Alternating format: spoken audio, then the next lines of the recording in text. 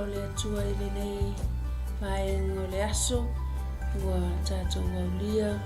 fia ona o le alofa mai o le atua fia lava le loto i lenei nei au uli ia ona ua fai foi ona tatou maua lenei feiloa inga fia ia ona o le alofa mai o le atua ia te tatou ia sa tatou ia i le tae au ia sa tatou va ia le alofa o le atua haleluia ia ai le o tatou o mai i lenei vaenga o le aso ia o tatou whamauli ia i le alofa le o le atua ia te tatou amene ia mua lava ona si le vi inga ma le whaafitai i le atua i lenei aso ia ona ua mawhai ona tātou au lia mai lenei aso mātangofie ia e whaupopo i aso whaitau lia o lo tō soifua ia maso mātou wola hao tātou iai pēr i lunga lenei funga ele tūmau whamai upo le whionga pa ia le atua hao tātou wola i pēr i lenei o langa haleluia pe ola pe oti o tātou lava o le whanau o le atua amene e whaftai ai lai le atua ia ona o mawhai ona toe foia nufo i le nei au uli ia ona o le au nanga po le tātou po kalame ia o le whaungangana o le malo o Israelu ia ma o le tātou po kalame lona fast food ma le tolu le nei ia e whaftai ai le alofa o le atua taritonu lava i le nei aso ia o lo whapena ona manuia mai le whanau a le atua ia po le ainga pele a le Global Kingdom TV channel i le nei aso ai le ngata i lea ia o aso uma o lo tātou wola haleluia ia leo o tātou o mai i le vai aso muli le nei o le nei masina a tātou te whaftai ai le alofa maleanga le lei o le atua whapena ona pui ai lo o tō soifua ma lo tātou ola ia ele ai lava sesio a whaina po tupu ai se whalave haleluia ona o le leo ngā le atua ia te tātou ia o le au nanga le nei a le whangangana malo Israelu ia papena ona whaatalofa atu ia ma whaafeloa i atu i se o tātou a inga pele i le nei au uli o i lātou foi o whapena ona mai moa mai ia ma whaatanga ina foi le au nanga i ma ua manita mai le nei aso ia whaatalofa atu i ate o tau umalava i le suafa manu malo Yesu Keriso whaatalofa atu foi i le ipule o le nei ala leo sunga ya Pastor Mike man fatua ya Sarah ia vi ia le atua ma lo lava ngā lulue ma lo le fa malolosi ia whaftai fo i le whaatanga ina pe ma ua male au auna ia i totono le nei potu ia po lunga fo le tātou wala leo ia e whai e fo i se au nanga mo le atua whaftai fo i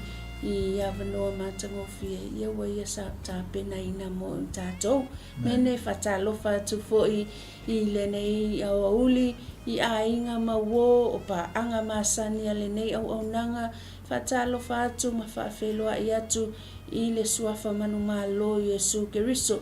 toa whatalofa i le nei au uli i au na tutofia le atua po le ainga le osa le vi i le nei au uli ia le atua malo lava ngā lulue i le ngā ruenga le atua whatalofa atu fo i le au ngā lulue i lunga le tātou wala leo i so o se tu so o se vaenga so o se atunu o lo whapena o na ngā lulue mai ai ia au na mawhaletua o tamama tina e o i whanau talavo ia vi ia le atua o lo o tātou au na ia ma tātou whaalau tele ina le whi au o le malo ngā tailea o le tala ina po o le fola ina o le tala le leia Yesu Keriso whatalofa atu foi i le nei au uli i sio ma ua e ka le sia pele o le li o le file mu i le nei au uli vi ia le atua ma lo le ngalue ma lo le fa malolosi whatalofa atu foi i se tasi e fo mai lunga le nei ala leo haleluia tau ina whamanuia le atua i lau mai moa mai vea fo i le upu le atua o le atatala noa atua i le nei au uli whamanuia i le atua i lo loto haleluia le lava se mea o e manao ia i lenei au auli haleluia matou te le iloa atu ai ua nao le atua na te silafia lou loto haleluia ia i lenei la au auli faatalofa atu foʻi i le atalii o le tupu haleluia po le tama o le mālō le sunga ia malo fou haleluia vi ia le atua malo lava le fiafia i le alii malo le oli ia Iesu amene aua fa mai o ele o se mea faaleaoga lo tatou tautiga ona o le galuega le atua amene ia ae leʻi tuuina atu i le auauna le atua i lenei se avanoa foʻi e saunoa ai foʻi e tusa ai foʻi ma le tatou mataupu ia ae o le au saunia se talo ia e amataina ai lenei auaunaga haleluia matou viia lava oe lo matou atua i lenei vaega o le aso mai lava i le taeao se ia paia lenei auauli matou faafetaia lo alofa ma lou aga lelei lau leoleoga ma lau puipuiga o lau tausiga iā te i matou e lē mavae matou faafetai tamā i lou alofa tunoa e telegese lou toʻasā a o lou alofa lea tamā ua lava lea mo i matou faafetai tamā i lenei avanoa matagofie ua e saunia ma e tapena ina mo i maua ma lau auauna auā lenei auaunaga i luga o le matou alaleo le Global Kingdom TV Channel faapena ona faasoa ina ai ma talatala ina ai i le lelei ma le matagofia o lau afio ai le gata i lea o le folafolaina o lau afioga paia lo matou atua matou faafetai le ola ma le malosi matou faafetai tamā e te faamalosi mai iā te i matou auā o matou faiva ma tiute o se auaunaga iā te oe lo matou atua matou faafetai foʻi lenei avanoa ua e tapena ina mo i matou lo matou atua faafetai foʻi i paaga lenei alaleo latou foʻi o le a mafuta mai latou foʻi o faapena ona faatagaina foʻi le auaunaga a lau fanau i lenei auauli ia iai lau faamaniaga iā te i latou o ai foʻi o manaʻomia le faamalōlōga le a lava so stoʻiniga manaʻoga lo matou atua ia ua silafia e lauafio lo matou atua matou talitonu foʻi ia ua e saunia le talo tamā faamanuia mai lau auauna iā pasta mai ma le faletua iā Sara ma le nofoalo le faagaloina foʻi lau auauna iā Fereti ma le faletua ma le aiga le alofa tunoa lo matou atua ai le gata i lea o e kalesia e fia o loo faapena ona galulu e faatasi ma lenei alaleo lo matou atua o lea le mafuaaga o lo matou ola matou te galulu e faatasi le loto e tasi ma le fe oe aʻi lo matou atua auā lava le faalauteleina o le feʻau o le tala lelei e maise o lou mālō lo matou atua talo tamā e faamanuia i le augalulu e i luga o lenei alaleo ai le gata i lea o so o se alaleo tamā talo foi faamanuia e sio maua e kalesia i tamā ma tinā matua gata i lea e oo ia matou fanauia ia i lou aga lelei tamā faamanuia foʻi paaga lenei polokalame latou o mafuta ma ia faamanuia i lauafio iā te i latou tai foʻi tamā i lau upu faapena ona e foaʻina iā te i matou o lea lou finagalo iā te i matou tamā o lau upu foʻi o loo matuaga lue haleluia femai o le pelu e faataumaʻai ona itu faapena ona o aʻoina ai i matou faatonuina ai i matou ia ala e tatau ona o matou ia lo matou atua e ala foʻi ona matou suʻesuʻe ai ia o matou iloa atili lou finagalo tamā talo tamā tuuina atu ia te oe le auaunaga le faugagana o le malo Israelu i lenei auauli i le amataina o gā totonu seia ua foi lona faiuina talo tamā e faamanuia ia tunuu ma lava o lenei lalolagi ae maise ai lou nuu o Israelu ia iai lou aga lelei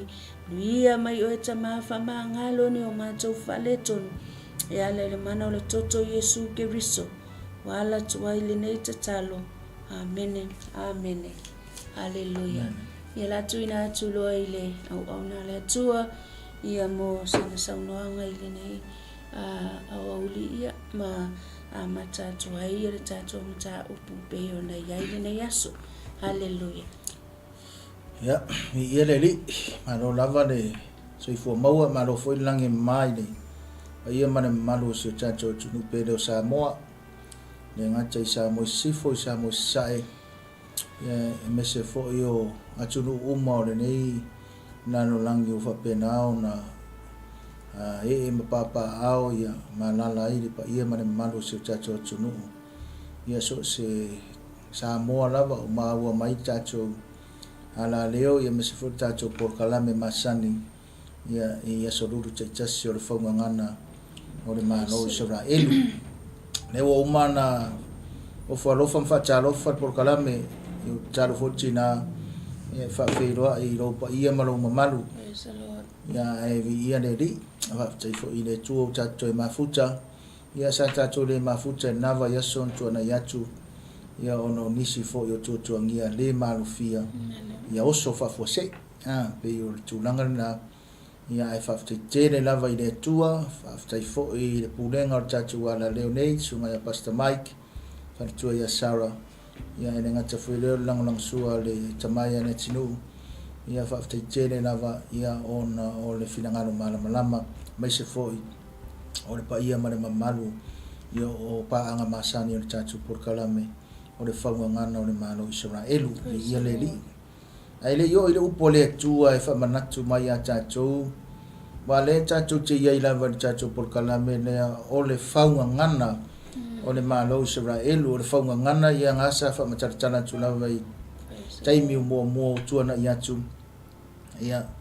chacho por kalame amacha mai lava ile amachanga yo le me foi le chala fa Samoa wa chala lasi le tunu e mau se mo foi ia ai fa ngofi fa tai foi ona to foi to chala o le pa ia o le afio anga e mafuai ia le foi chala fa Samoa fa tai chele lava finangalo malama ne mo au mai e so tanga i chacho le ngacha so tanga o Samoa mai Israelu no ole tua ia al so tanga foi le o chacho ele o chacho tofinga o chacho wanganu umanga i fanua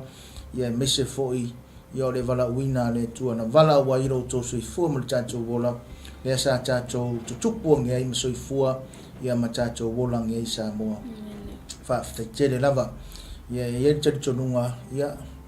le pumoni ia e sila fie di finangalo le tua mala anga ile soi fuanga male olanga nei ia ia sisu chacho na sau fa pe mai ia no usau mala ele lea no usau mala to finga lea no usau mala so fa matai lea no usau mamile fa manino chala le changa cho yopu no usau le ravrava la auto fo ia tu fo le ravrava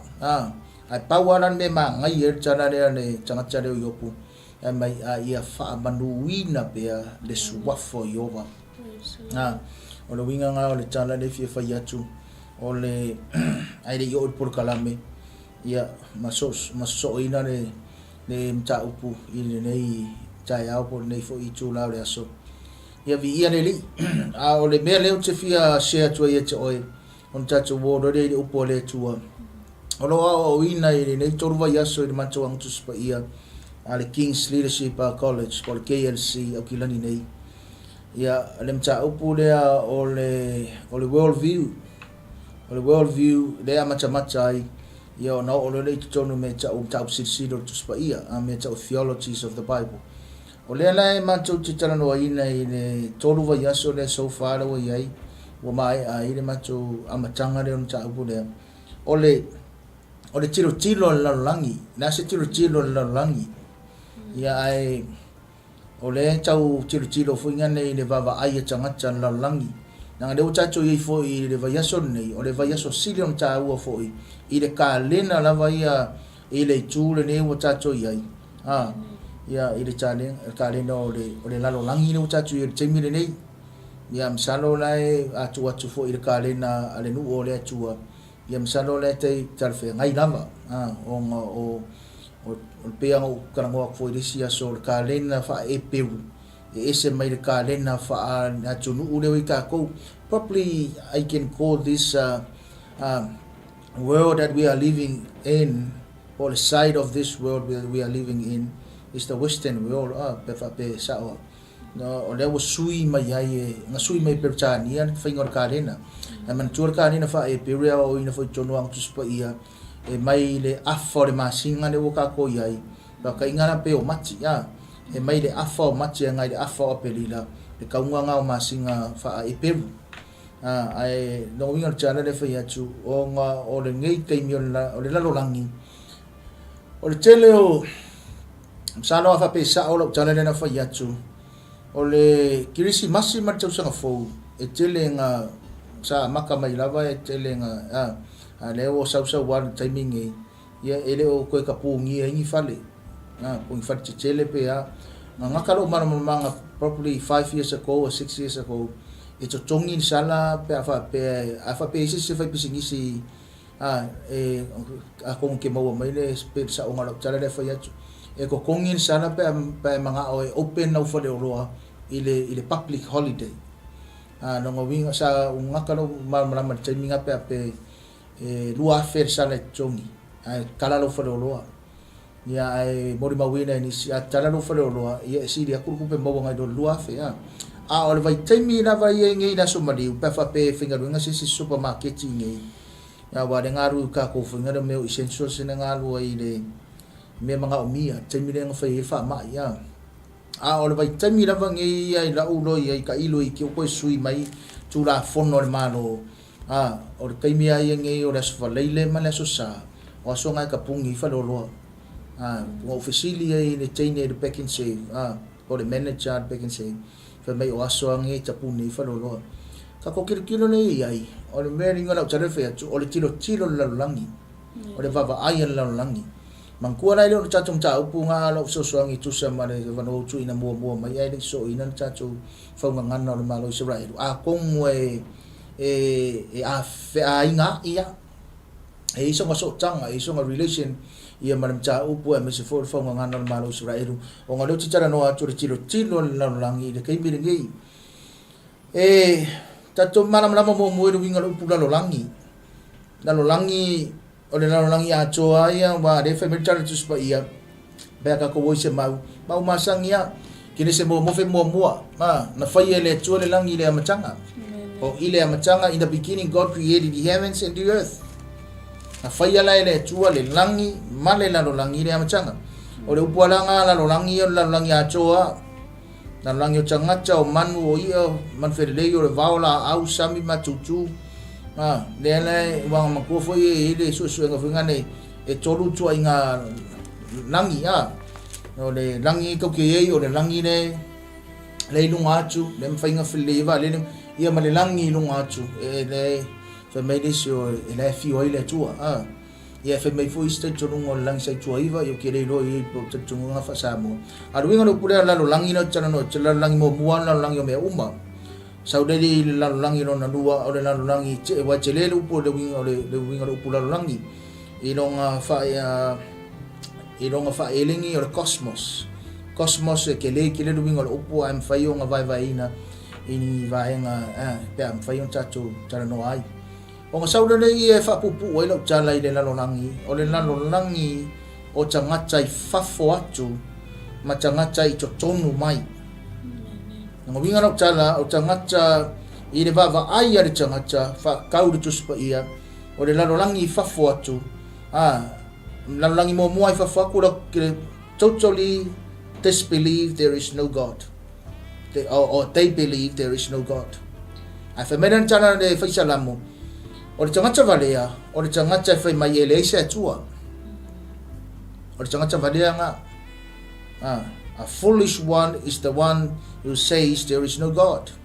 Nanga kakawa nga se nga faya me uma. Kawa nga there must be a creator of everything. Mai na langi changa charichonu matanga fafua ko ile charichonu ile tua. Ko sau kongon langi changa charichonu ye ile langi chonu changa charichonu e charichonu ile tua ai ile charichonu ya Yesu. Or va ai la nga chele la langi iai foi le lalolagi kalagoa la ko ia la ko vai se la lupo lalolagi a le ka ko mai le lalolagi o tagata a mai na le kokongu i a le karikongu kokongu kan karikongu i le tua le ko ke le foi ko ai nga tagata le ia kokongu le ia kokongu to inga fala potonga o tagata o isi la tagata i tono tagata tonu i le tua ai le tonu ia Yesu o le tua e le tonu ia Yesu o le alo le tua iai foi isi kanga ko kokongu lava le langi le tagata e karikongu i le tua ma Yesu ai le karikongu le ngang ko ia mananga ruenga le ngang ko ia a pena da tala nga fa pupu tu tala a ka ko le cha chom cha upu wa ngalue mai le ngang le tu e cha se me fa pea kala ngona ya cha tu yo cha tonu na ile cha fa todo le tua ma me ka sisi le tu spa ia karikongu le tu cha ma le tu le alo ma le tu le ngang ko ia e mai no le yo ngang pa ia cha wingo wa tua tu ma tua nga po fa me no ye che ia wa mai cha u to cha la fa pea ole tu ai nga va ai te tau nga va ai cha chou changa cha chari tonu i le tafa tolu o le tua a cha ma le anu manang pa ia ole ko ai nga va ai cha chou o chale nang fai ma chou va senga ma chou wa o nga e cha chau nga mo na cha chou va ai le tus pa ia. So before we view the world or before we see the world or before we go out to the world, we must look at the Bible first. Ngar kilo ye makamaka ye le ai fa mai chala e le suenga lava o le fai toto apito sili le nga la po ko ke le e fa pe nga fa o fale me o tono chacho ma fo fa o ka ko va ai. Probably 80 to 85% pa pesa o i le learning processor tanga o langa va ai. E learn ai sanga tsambe o manga vai ia mai si uma sense uma e vai e lima fa longo tanga e fainga o wina ia ai vai ngal sfulu lima pasengene ko koyo si se fa a nena wa mai so ani te fo ia te oi ma o mai chacho uma ka ko ye ka ko anga ia ko le weekend because sile ona cha o le tanga Kirusiano kele ko nga Kirusiano ai ana fa chaula chala i tanga fa tua cari tonu i le ami o tonu le tua i le maliu o Yesu tanu mia to e tu man malo le stolu fa tau i le chalo cha tu changa cha le o fai mai ka fa ola ina tara no ana i e fa pu star fa pea o ka ko va ai la ka kere ka ko va ai le va ai la langi ka foi ka e kere cha foi on cha manatu i le manatu la langi e kau kako mangaku makako va ai i le va ai fa le tuspaia mena ka mafu ai kako manatu fa penga kau ki kilo mo tuspaia a wa o tuspaia fai kau tuspaia ma fa i upo le tua ka kalo lo ma anga pongi i the direction of the Holy Spirit of God e ma fai ai o ngafso songi mai ya cha ure tau tala atu a kongu fo ia nga mo oe a o va ai lai le larolangi o ke va ai le va ai fa tuspaia. What do I mean when I look at the world, when I look to people? If I may, okay, va ai fa tuspaia. So when I look at people, when I look at someone, whether inside or outside of this Christianity, okay, kau ngo va ai in a va ai fa le upo le tua. Sau le ia le fai unga whapea. A o i loa la le upo le tua, makako loa le upo le tua, o ngā kakau rola ia ke au, o ngā o wa ai i le wa ai wha le tua. When I look at the world or when I look at people, I look at it in a godly way. Why? Because wa o mana malame le upo le tua. Kau ke i loa ia, o ngā kako wa ai le lalolangi. So mengang fa fitala Yesu e ui lava inga o loi le ko ki le lalolangi e le ngio le lalolangi o to o ko e o ile atua e a le atua. Although you are in the world still, but you are not of the world, you are not belonging to the world, we are of God, we belong to God. So that means o ka ko o tanga le atua ka ko ki kari kongu i le atua a kako o foi lai le tua pe ma kalo tina nei na fiafi kau ke o ile tua il fa tua danga a e sira mai le tua e fiafia la le tua tanga fa tua le ye o ye ya o ye cha chou o ngana ka ko pokala me o le fa ngana o le malo Israel a le la ka ko o mo no fa nga tupe lus fu ma fa ma lus fu ma lima la o ko mai ngangi va e nga ia a le ka mo fai a e le soso ngi mai le ngang pe yo le tua se ka mo fai se ka ko kilo le tau o le weekend a ka o le vaiaso le nei mankora sala o pama o le mananga fa tupunga Yesu le telefoinga fa manatu atu ana wa no no chacho wala leo ma o fisili o le ale me o le ale malanga fa tupu Yesu la alo e maliu la alo fa sa chaudo le alo chanumia le alo fai uma ye me uma ai fa makala mai fa mai fa sa mo o le malanga fa tupu Yesu is kingship journey to Jerusalem. Ko o mai no nei me fa pe generally speaking le kai mingi ko o mai no nei me fa pe kai mi man kuar ke mi nga ko Yesu si de do le o so wa su o ngai era ko foka inga me de malo ya Israelu me no nei ngai si vitali Yesu me do Yesu e me nga ko ke le do e kia ke le do nga e pure chama meaning nang pe ngo fa mama e foi disi aso no wingo de si de na so nanga koe mangao leo so se la kupu nga mangao leo so se la kupu ko umoro kai mo so mo mai lua lo ia umoro ne fa so me ia kai mo umai foi nga kupu a fa ka fer ngo mai le so opua o femeno o winga na sili nga a changa che Israel ka ko fai ese makupu femeno ne yo ia tari Yesu ko ke le loa ya na kamane nga sirfia ai sau de ka ua va songi ole malanga fa tupu Yesu komo Yerusalem por so kangala o Israelu makako langa tawon tacho lore ta o Israelu kawon ka ko lore ta o Israelu mangko le winga upu e peru e fa mai upu Israelu ole yai ole tu ai to tono Yakopo ai la le tu ai to tono Yakopo wa fa le tua la le va ai Yakopo fa le tua ma fa Yakopo o fa le tua tau tala Yakopo fa le tua nga yoye Yakopo o fa le tua fa longo Yakopo o fa le tua foi me umalava e fa Yakopo pe ai le tua to tono Yakopo le nga mga oile tua pe ngo kala ngoi foi le amatanga la nga oile tua e sui mai le ngo Yakopo ya Israelu o le winga na ngalo upu Israel o le yai o le tua le ala wa malanga tu la le malanga fa tupu Yesu kongo o le malanga fa tupu kingly or kingship ale wo mai ko fisili mai o e ko mai se makoku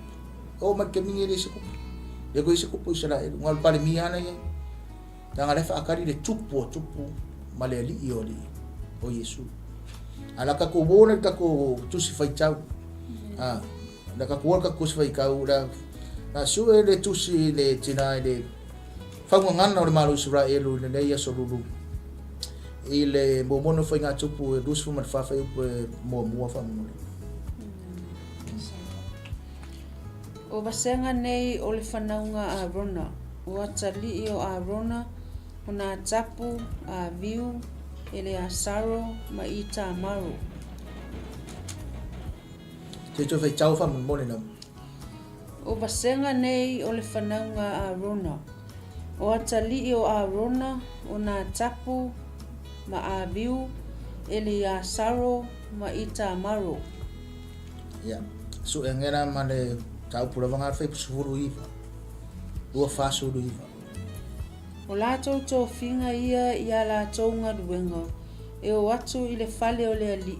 e tusa i lo lātou mā sani mai a Arona lo lātou tama, e pei ona polo a ina o ia le ali i le atua o Israelu. Ia le atua. O le vasenga nei o le whanaunga a Arona. Ia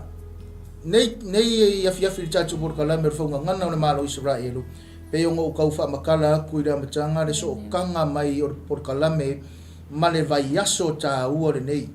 a leo so o le ta upo le fonga ngana le malo Israelu a leo tala no le vaenga mo le fa upu ia ta upo du so male fa le mo no fa nga tupu fa mo male fa so male iva o kango vaenga le fa mai o le ngā ruenga le a wosi taulanga a ruenga a le wosi taulanga ta ko mafau i le faunga ngana o le malo Israelu kaulongolongo fa makala mai le malo Israelu ai ka fa tau fa mo fa mai o le vasenga nei o le whanaunga a rono a tali o a rono na tapu ma a viu e lia saro ma yata o e whiringo na kamu yata ma whai kauranga kau mai a ronga koe whai kaurora mai tina whai kusuiva o lātou tō whinga ia lātou ngā ruenga e o watu i le whale o le ali e tusa i lo lātou sani mai a rona lo lātou tamau e peio na polo a ina o ia le ali i le atua o Israelu a rona mau ngā kalii ma le whale ma taulanga ai ngā mua ngā ruenga le os taulanga kukura au aku le whaunga ngana le malo Israelu a wala usila mai moa mai ma lau fa fonga mai i le nei fiafi a rona o na talii o le fale ma taulanga te toe mana tunatu ange i le finangalo o le atua ma le fisosoangi mai a le anganga pa i o le atua le ngaka ia matou ma le ala leo e momoli aku i lo maota ma lo lao kongo lo kavale fer me ngai ke iai fa manatu mai le nu lea le nu e kangia e tangata le nu e fai e tangata le nu e se atala tangata e fai ai e o ai le li o le lalo langi le ngo fai atu ai i to tono tangata tari tonu e le karkongo ai ai sara e rua ya sala elu e fesuka ngaka sala elu e ya mama kele na ko kala e o lava i tanga tola wa ina le upu le tua pa ya o ina le upu le tua e fa ko nga ire ngu le tua tolus furma le iva tusi o le tuspa i e fenga tuai o tama fai le tua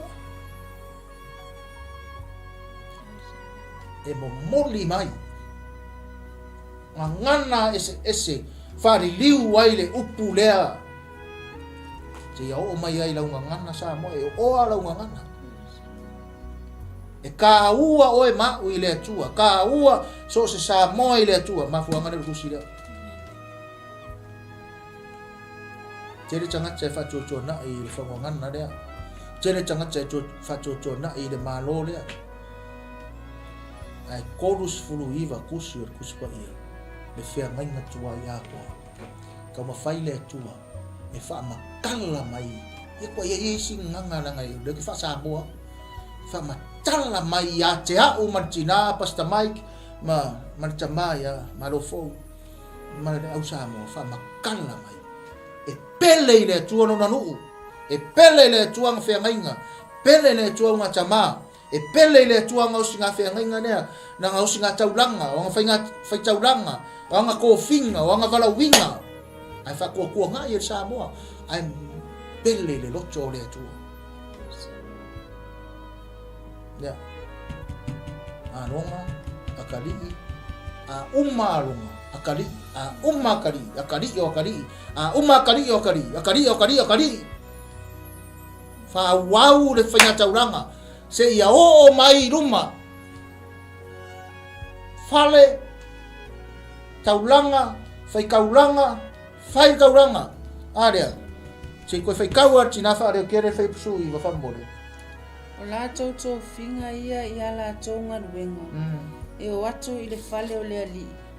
e tusa i lo la to masani mai a runa la to tama E pei ona polo ina o ia le ali le atua o Israel. E pei ona polo ina o ia le ali le atua o Israel. O la tau finga ianga fai mai ai la tama. A waku le fale o le atua. O e fai kaulanga i le atua. O e osi taulanga i le atua. Langa o le polo inga lea le atua. Le atua le ali o Israel. Po le ali le atua o Israel. Israel. O le kofinga e wha wau le kofinga o le osi ngā kaulanga. Ma le fai ngā taulanga. Fai kaulanga pe a o le manu manu. Wha manatso por kalame ia ki oe. Ngā koe wha manatso tia oe ko foi. A alo tangata i le fale o le atua. I rawa i le concept ar whenga i tuai. Ma le mawhau o tangata o le nuu lea. O le fale le a o iai. O le fale wheiroa iai ma le atua. O le fale whaasanga iai fofonga o le atua. O le atua lavang whitalai. O le fale lea o ke whaasanga iai. Whai mai whala ia o le kakumaka urere i mamau aku. O le fale lea a o whai le fale lea. O lo ungo fuari i lea. Ma le me kua i o vai. Fale lea o ke whaasanga iai whaavavau. Fale lea e kari kongu iai le ngu o le atua. Mea nganga whai mai karakuspa ia. E lore sara e mongi. O whea lava le mea roai. E su e arang whamarama. Ai kiro i Yerusalema. E se rai wha liri winga isi tangata o le kilo ale e Peru po le Israelu mongi i Yerusalema whai mai langa lai kua ni maru sao. Ka ngofi ro koso ronga i maru. Ai le iloa le mafau fau o tangata Israelu. This is our meeting place with our God. This is where our God's presence will be. O i mako kilo iai langa lungan mangusionga nei iai le maru le atua. Fa me faasanga e o mata de maunga fa me no i o le fa liunga o le NIV fa mai ko pidioka roinga ai saura mar fisiri fa mai thus my help comes from Jerusalem or from the temple or from the mountain a ko kani ai ale le kusikala fa mai my help comes from the Lord. Au e sira mai moa mai whafonga mai. A le ise me ke mga o, le iso mga onga. My help, your help, comes from the Lord. Comes from the Lord. Pai mai ra le tara ne kuskusinga, ale tustara le ngai fiafi. Ala nga o kamaia, ole la tau finga. Ole rako ngā ruenga le whai de whane o le li. E tusa ma le masangi, mai no lako ka mau a longa. E pei o nga poloa ingai a longa. Poloa ingai mose yaku ya a longa. Fa yaku yo ngā kari. A o i le fale o le tua. E o e whekauranga. Pai kauranga. Ka mangaku foi po kalame a oe maa. Ka ko o i le fale o le tua. Ka ke o e whai ere kauranga i le tua. O mai ka ko vai ke.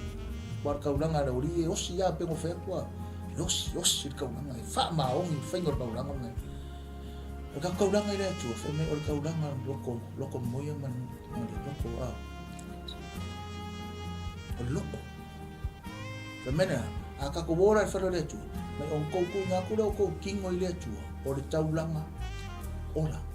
o le taulanga paia, ma le taulanga malie. Sili, po kalame a oe, sili fo ia mato, ia au, siri. Wa mai le whainga o kako kaulanga. Koe maa fau i le vai aso ngia le whainga kaulanga le tu. Na mei le isi singa luangi ngā ore ngā mifu. Koe maa fau le whainga kaulanga le tu. Siri ngea o iau. Wa mai ari iri le whainga o rau kaulanga. O ola le whainga o kaulanga. O pa ia le whainga o kaulanga. O maalie i le atua le whainga o kaulanga. Ta mga kumai. Ya oe ma. Tato umana. O le fale o le atua. O le fale ma futa i tato umana atua. Na fupa i kako umana atua. Ma fuka la kako umana atua. Le fale o le atua. Kau ke mua ave le inga i le atua. Ngā whio mene o le atua langa i. sola o me mua fai ngā kaulanga. Fai ngā kaulanga. Pese, or the praise and worship, and then we worship, give thanks and glory to God. And mua fai ngā kaulanga. E le na kuro la unga mai Lord fau, whakua fai muni, e mua. O si kaulanga i le atu. Ngā fio menere ne atu e na upu. O le so kangalanga o kako. Ko kongo na manu o le atu. Wa lenga a maka mai a Israel. Kusa e ala kudos kaulanga fai kaulanga. A kari la le atu o kaulanga. Ia koe manguia mai na ko fai kaulanga. Koe manguia mai. A fio menere ne atu a pe mo fai a kurvasku ni. Kurvasku fio menere ne atu a kari mai perfecta. Fio mai le atu a fa makala mai fio ngalo ne atu a perfecta. Vai ka mua na. Ka manatu ya oe ma. E fai ngā kaulanga. Mā fau le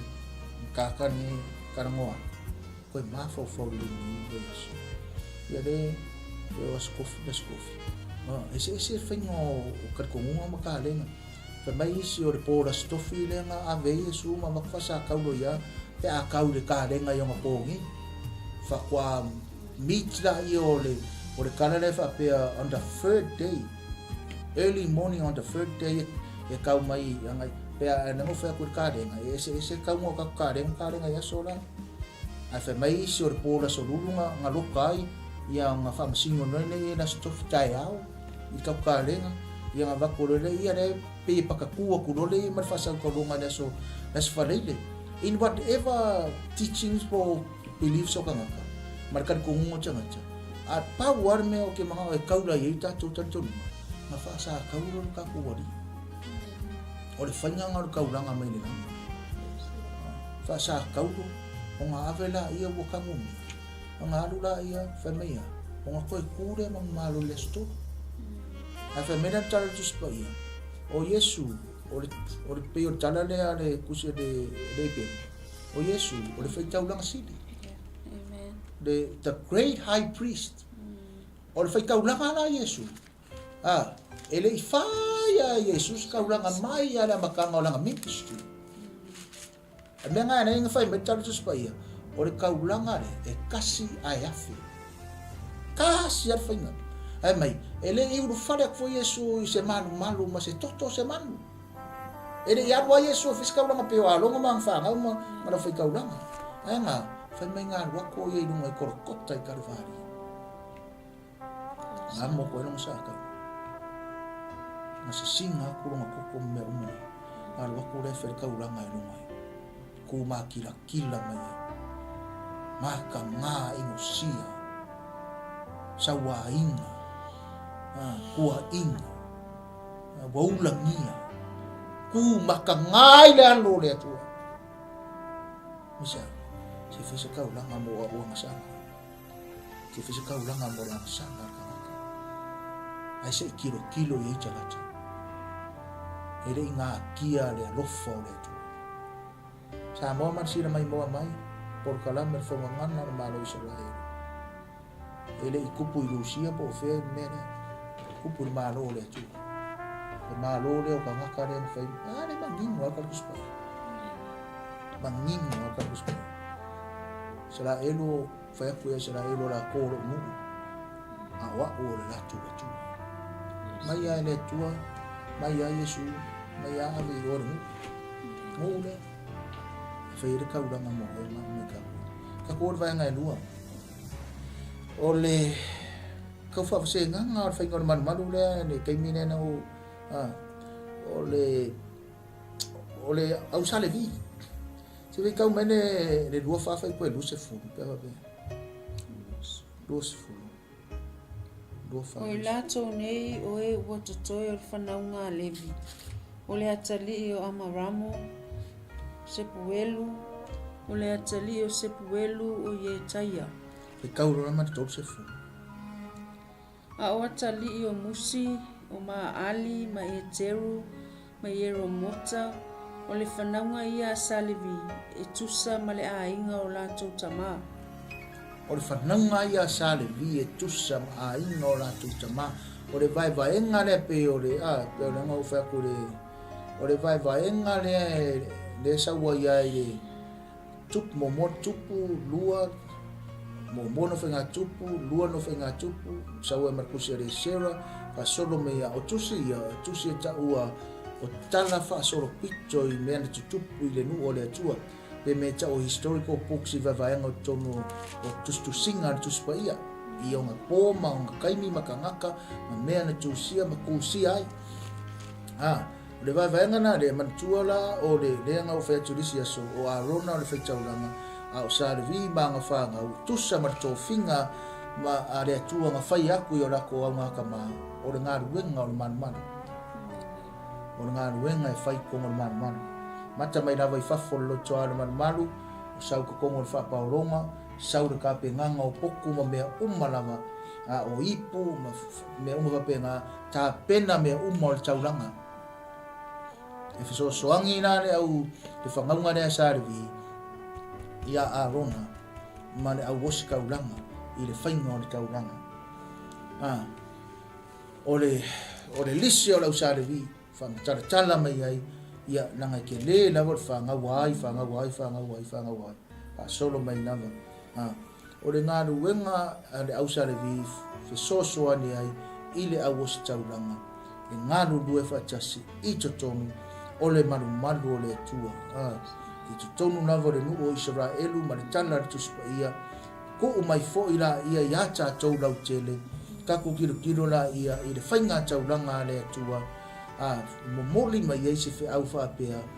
sa ngā rurue whaatasi le inga atua o le atua tama i le alofa mai o le atua na auina mai ai Yesu ke riso lona alu pele totasi koso mai au o mai kako vai kaimi o ngapongi o lo ia ina tātou i le kaimi o le ngangapa i o le atua o le ngā ruenga ngo merkasi le ngangapa i o le atua e sauea e a fio mai e a wai mai e sau ma fio ma awai mai ia tātou ia so o mama taimi umar tātou bolanga inga wo o me kako vai kaimi waka kala la wa sai lua le pui le manu i le whainga kaulanga langi o nga a fio le Yesu ngā langi ai whai mai le whataringa Yesu whai mai awangi o kouku o Yerusalema ai koe fo i o Yerusalema e whaakari ai le wholofolanga le tama do not leave Jerusalem but go and wait in Jerusalem for the promise of the Father lea la wakaku o mai kaimi o ngā ruenga le ngangapa ia ngu merkasi le ngā ruenga le ngangapa ia a whai wai sira fia vi ia leri a whai whai kere sira fia lea wo whai lo aku ngu merkasi le ngā ruenga le ngangapa ia o le atu e sau e whaamatala tala aku i tangata e le i malama i le whaoratanga Yesu ma oe foi mau whaamarama lama kiri ma ia whaamausa lia kiri lo kako whaamoe lea o le ola e alang kako whaamoe le ola wa kako kari kongu i lea li o le ola o Yesu le li o le ola sau lai whaamanatu mea umananga o Yesu rang whitarai a whio mai o ia e whiso soangi a kia o kou i mea uma ma whaamanatu atu ia te o tou i mea umalava the helper or the Holy Spirit will come and he will help you with everything and he will remind you of everything that I have told you.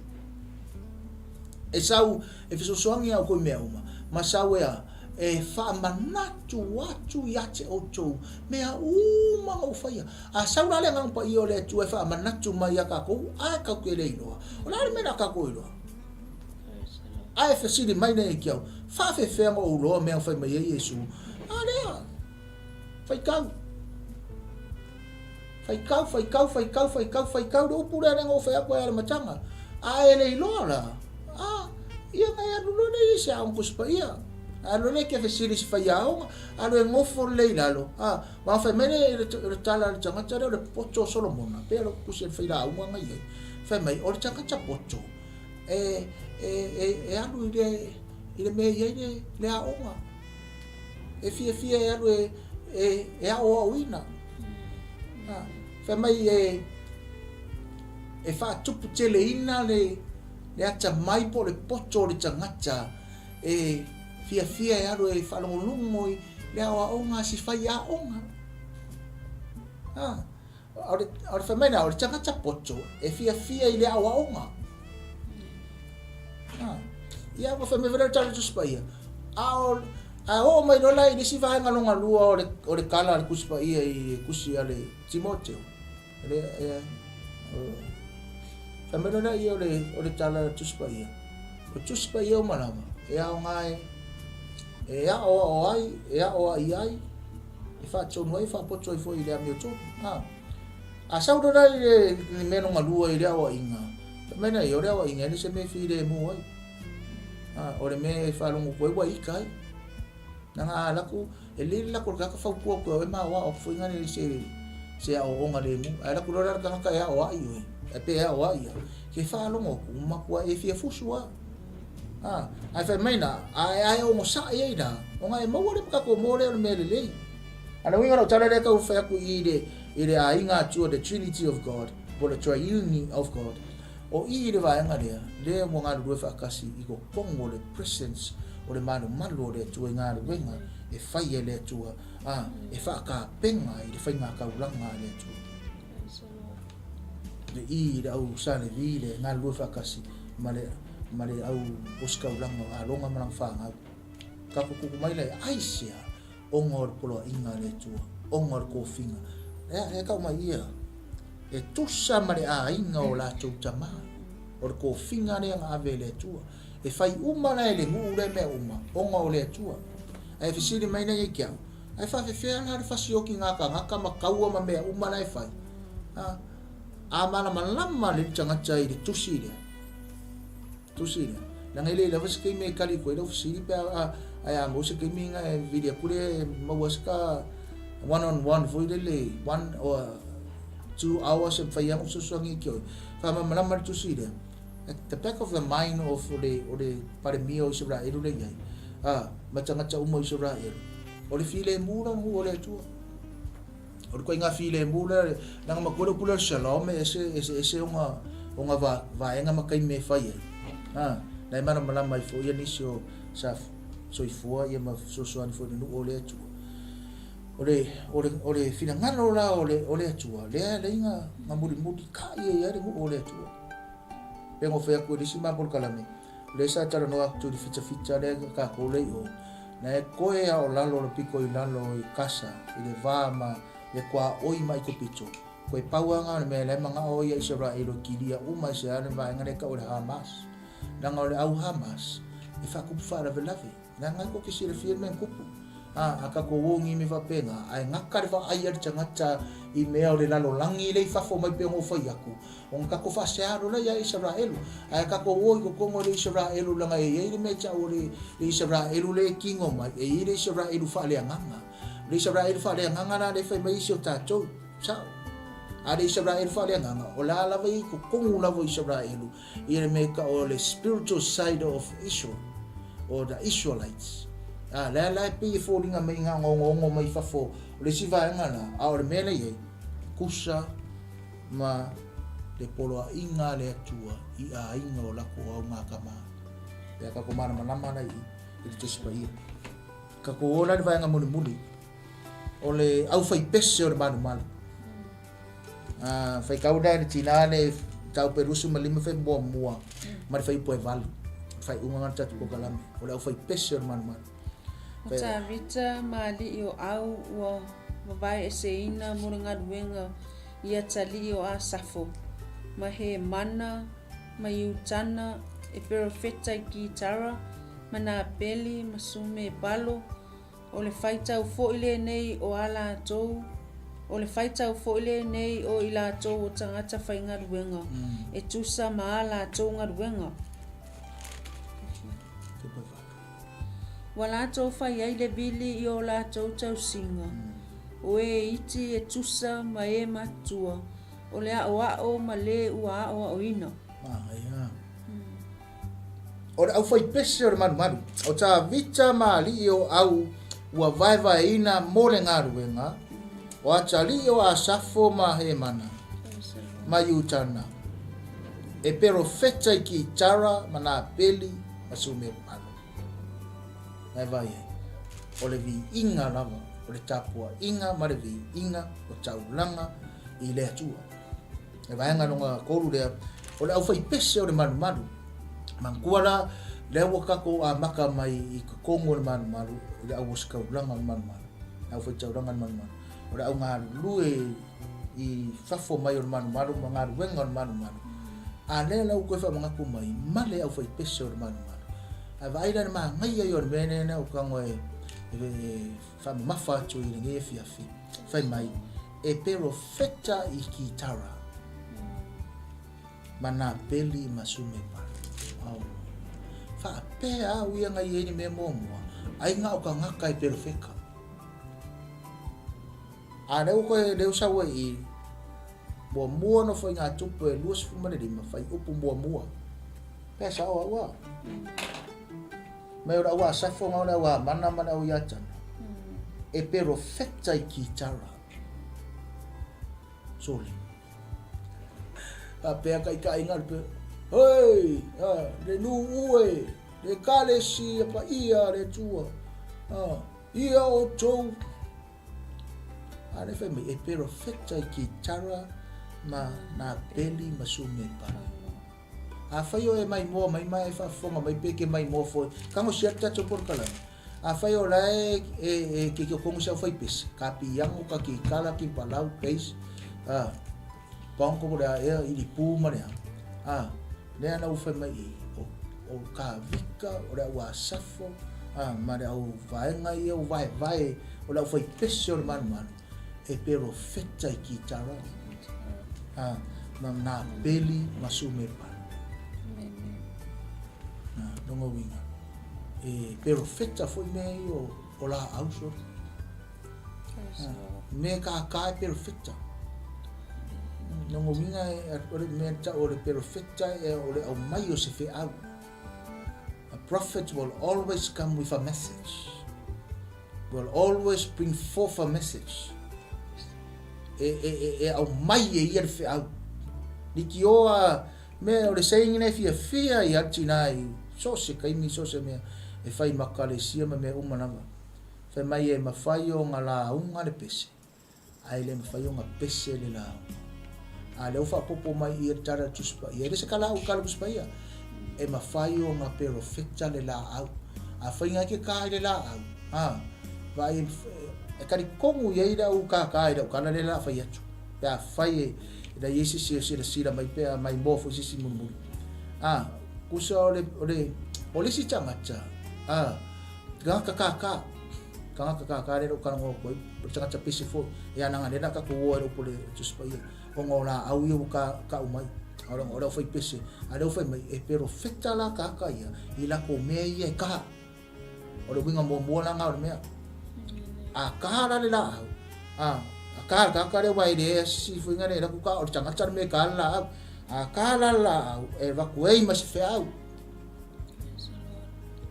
va fonga na changa chare pa pe mai mo mai si le ka so se la au ke ka I pe sa o ka le fe ku pe ele ngaka la au perfecta I ola au da uku isi kai me ka la au e ko perfecta me ada la au ya oi e ko kala mo me ala au ko mai ala au se message ya oi o le kele la o ka ngaka langa o masangi kero ka ngaka I le ka ya fiusila au e fai mai so le au oi ko le na o ki nga ina o ke perfecta I o lima o so le ke ofo so le ya o ki ora ke vai aku so ere ngaka nga perfecta I ola al kelo la e ko ka langa o menga o man ka lo ro finga no fa pa ia o man ka lo la loku la finga luenga fai fe au ma la finga luenga fa pa ia ma ko loku meno I fa pa ia ya sa o ma me fa ile ma vanga ia fa pa ia o le kele la o kai ele ngaka nga perfecta la o ma pese ma me o ma la fai la fai pese la lo le ia la fai pese la kala le fe e koe fai mai ane la au ia me langa o isi na changacha e koe fa amaro si ai langa la au leka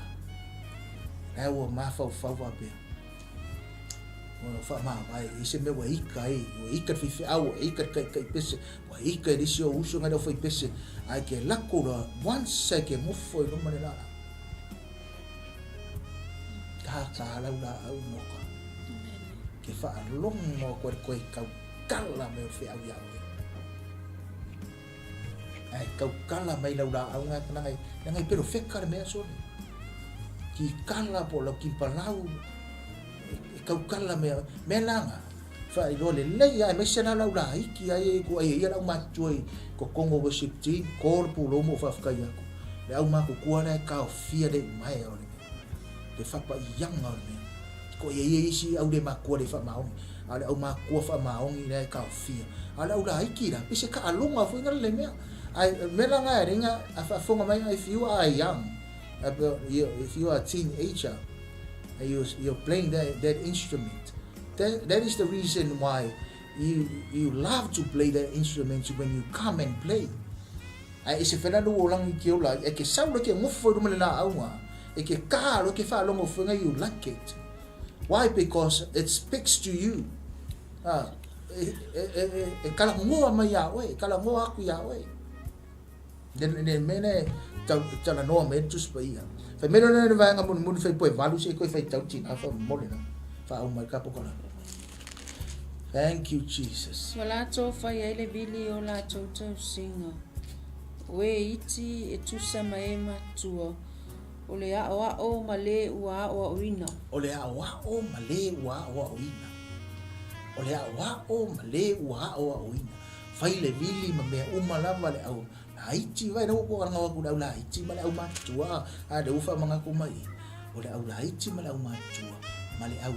o male ua o uina o le fale o le atua o tau langa le atua o le fina ngalo le atua o le atua e yai le au there are teachers and there are learners students kongo fina ngalo le atua tono o le presence of God o mea le atua lunga o hala leo so se mea yai le upo le atua ka kau lavanga yese ka ngaka e whasoa ka ngai yese tangata e ao e la unga e wha amalosi tau whinga yese tangata e whanongonongo e ao ina aleluia ave skako paki mo i la tau o e o lo mai moa mai te lo e anga ye sa u afika la o vakso mea ai whai atu la utala e tu o le mea lofa le la vaku ia o le wha mangu ianga e ko waku i ngengo o le wha whitai tele lava me pa ia mani mamaru o sa moa mai atu maunga te tele se ia o ia pa ia atu maunga iti o le au matutua yo lau la iti o pa anga le ala leo ma le porkalame o tau a inga o bo mai masani o au na pa ia le atua o le ka le sia ia masia matua o nga foi mai na cho malava e mafai ona mai moa mai fa fetai anga le ai lo to pa ia malo o to mamaru ele tau watu le porkalame na ele tau watu le upwa le tua ele ngate le porkalame au porkalame mala le lava e yai lava le o atu mafa so atu e yai fo ile o wina and at the same time a mako la unga ma e ko ya o winga e fo ya mako e fa umala la kala i mene ka o le o winga ya o wina yang ko tuako le itina ia fai kusinga ka mai kala fa manguia ku le tacho weekend I miss talo fai tacho lo talo mene le o winga mena o fai tro ale o winga o ko ia kali ya o tso danga lo free will nga that is your choice whether you accept it you take it or not ai mena na fa ko o disi tenyo la o male tua e ka ngone tua ku ma ko lungo test or trials not temptations nanga ere ama ele tuangi fa so ka ko fili ma fili ka pa ma un ka ko mai fai me ka malo hallelujah ai ole ra o ngale ar changa cha ore o ngal changa cha sila mena ne tua o winga oi le upo le tua vi ele ole kaimi na ka kile fa longo ai ne na ka ma fa karango ma ko e va bien kai mina ka kele fa lo moi ke finga le pe o fe u ka dinga ke finga le pe it's okay to sin it's okay to disobey it's okay to do this it's okay to kai mina ka kele fa lo moi ke mi fe o ka ko o fe wa ya ku ro ka ona tu ku ka ko no se me ka asa hoi le hallelujah se me finga le pe o ka vela fa no posa pues me finga que eu ku elo vai kusanga ku alo vai fa kwa ilo se menga ku ilo vai kwa ilo se menga vai alo vai ka no le tu ku ka ko no se me fa penga nga ke awa winga na tato winga ida ke ivo ida wo fiu ka ko ka ke nga ka no le tu afika ku singa me nga fa kifa kwa vo nga no ka boy god ke va nga god of a bit si vai si na ko ai do my god hallelujah ora si jesus ka no le tu ku ka ko winga nga no ka mo ko wi le da experience me nga o i me ro nga o fi wa ku se masinga me finga ka u vela le ya e ka no le tu ko singa me ro loko vo le nga fa nga god ke eu ko va le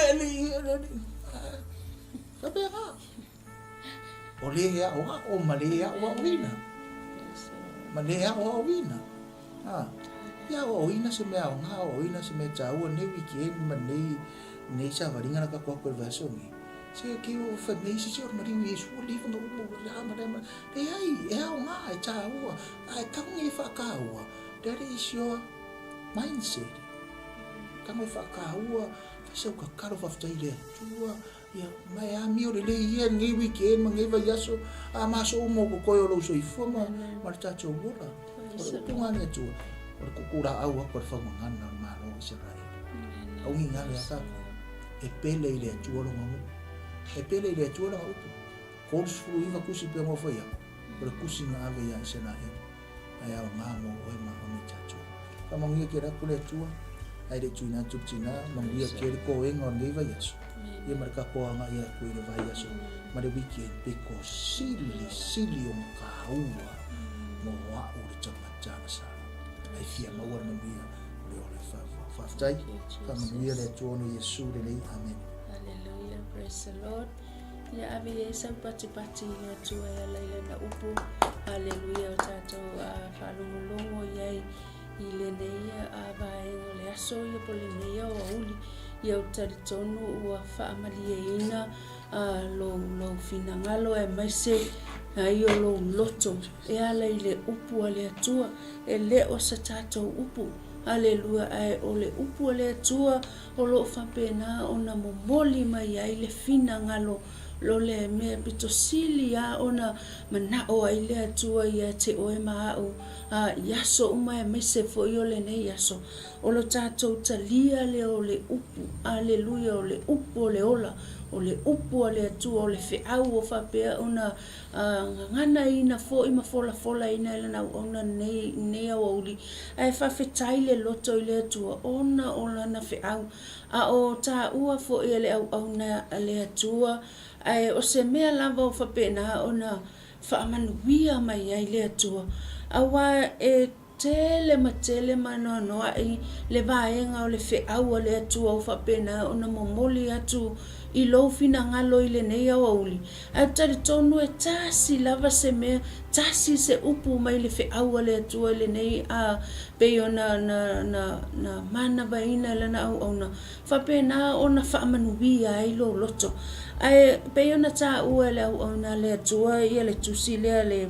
ale e pero e fare fai upo e sfuruma le lua suma fa ai ole amatanga lava ole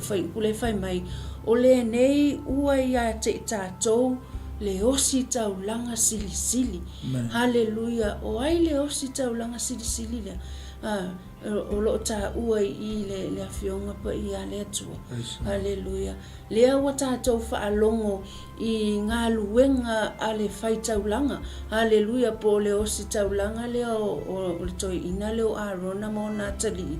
ai o toi whamanatu mai e lea nganga o le atua hallelujah mea tā ua e manao ai le atua hallelujah e mo i lava tatou te o e whai le taulanga whai mea uma mo le atua ai to whamanatu mai i le whanau lea to o lua a rona lena na maliliu ona o le le ustai. Ona o le le mi ngau. E pewe ona ta ua le ona le tua i le neo uli. E le merunore tangata e pa ia. Hallelujah, merunore tangata whaita ulanga. E ta tawona pa ia i lunga o le atua. Langa o winga ngā mami o ngā o le tātou ali i whaola. Whe mei o i o le whaita ulanga. O le osi ta ulanga sili sili. Lea ua i to tonu i a te i tātou. Hallelujah.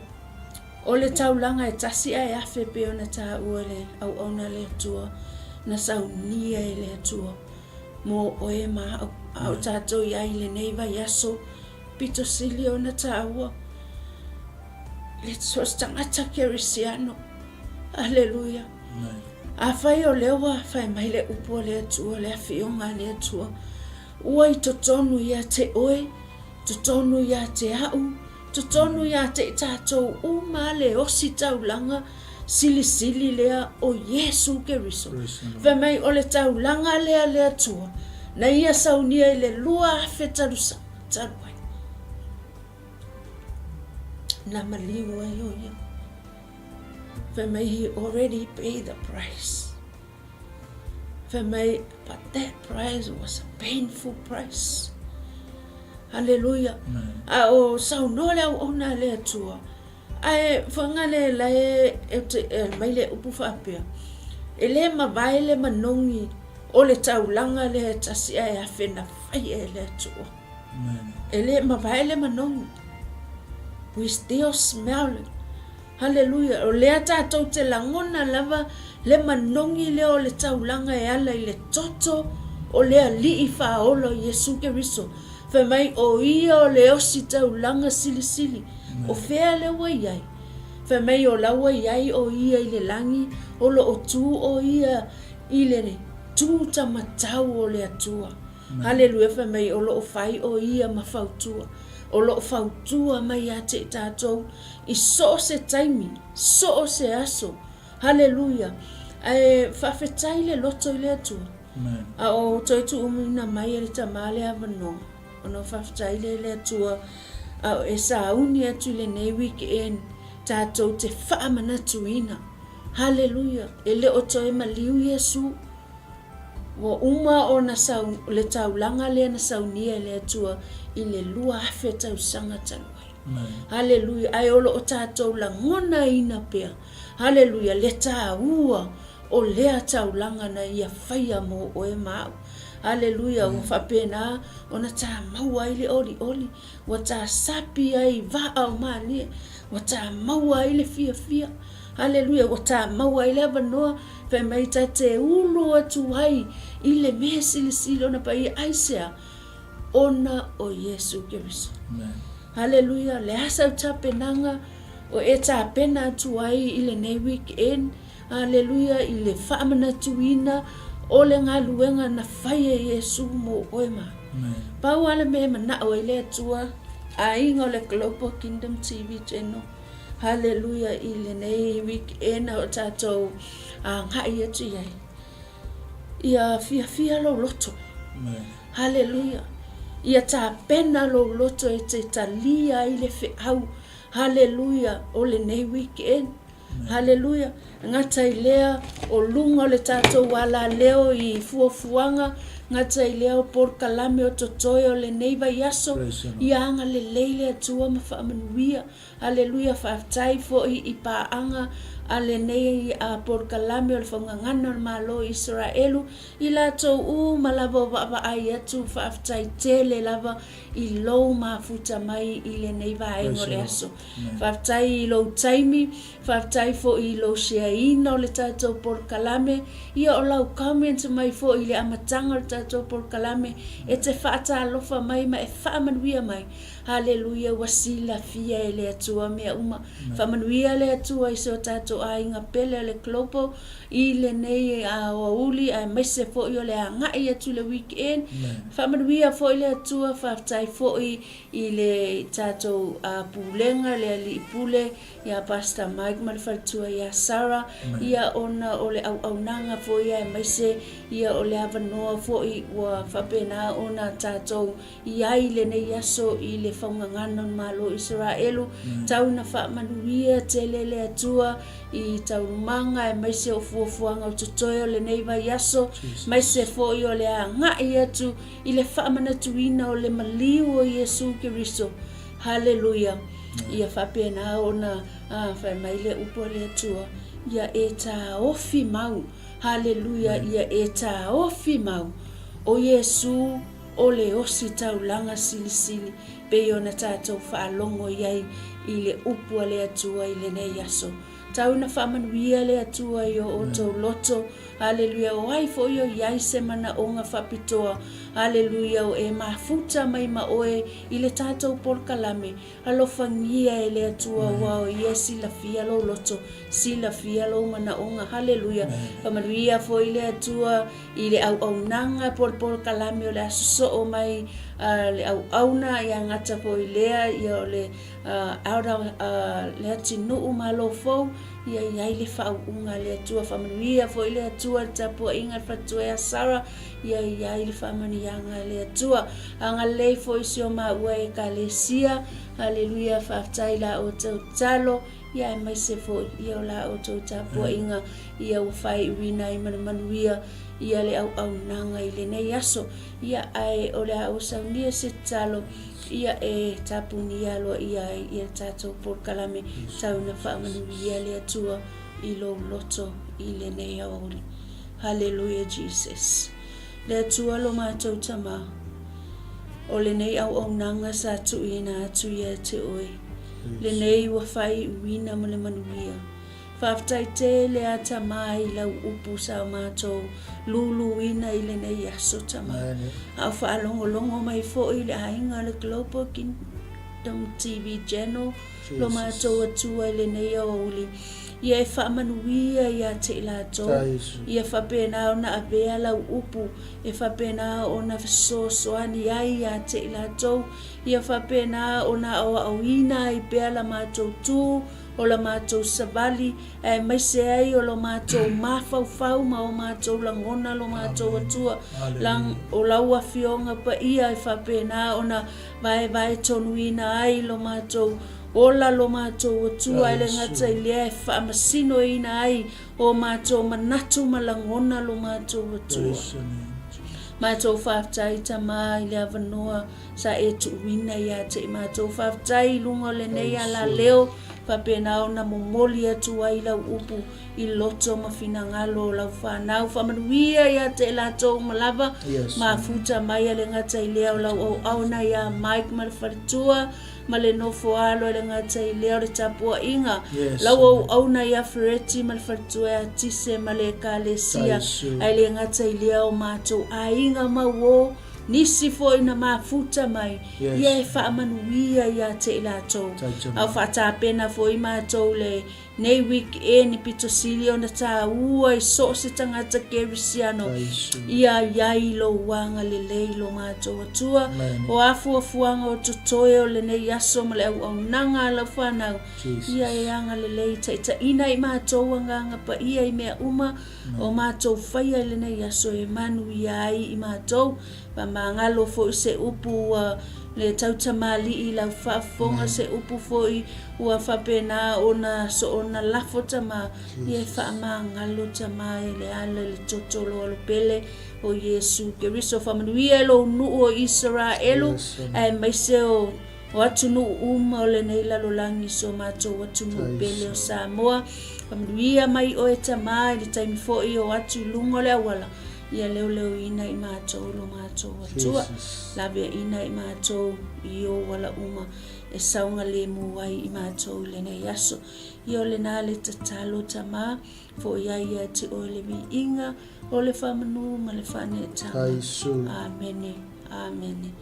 Ia familia atu le atua ia te o tau la inga pele tatou tau I whailoa I le na vai aso I taupu le ola I le alofa ma le anga le atua. Manuia te le atua o no Yesu le lei. Amen. Amen.